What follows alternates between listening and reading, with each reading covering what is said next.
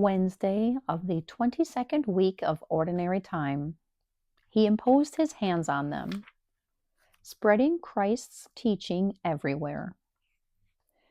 That afternoon, many people were cured and received a word of encouragement, a gesture of understanding from the Master.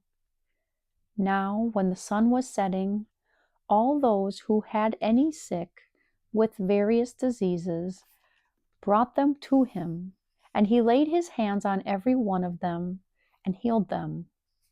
How happy the sick people must have been, and how happy, too, the people who had brought them to Jesus.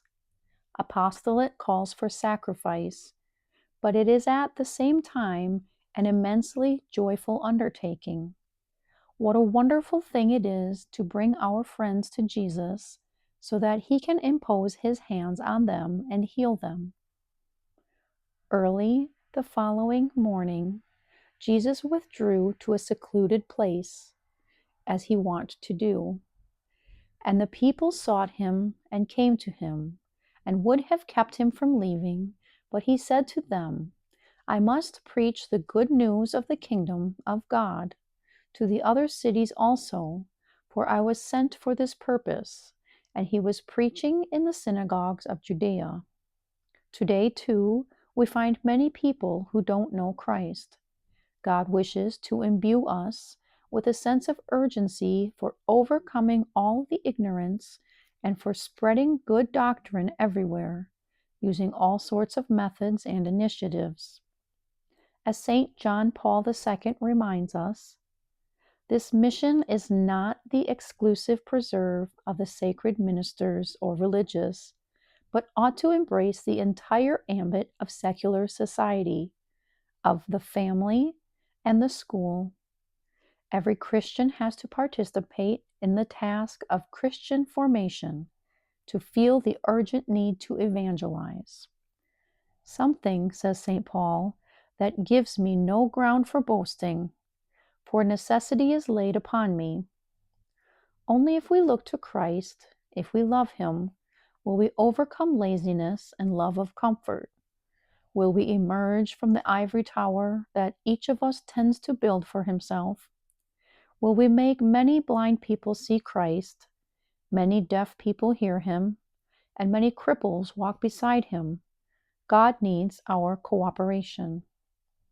Let us look at Christ now in our prayer, and let us also contemplate the people around us.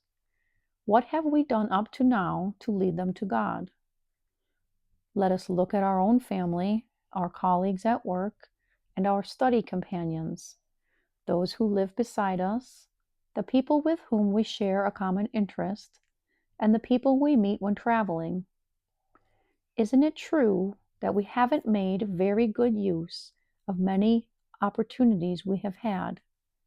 Haven't we got tired? Could it not be said to us some day that we didn't speak to those neighbors of ours about Christ when this is what they really needed? A consideration that should help us to be unwavering in apostolate is the great multiplying effect of all the good or evil that happens in the world.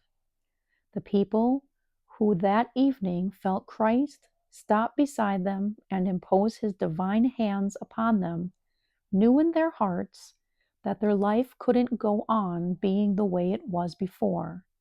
They became new apostles and went around everywhere spreading the good news about the way, the truth, and the life, whom they themselves had met.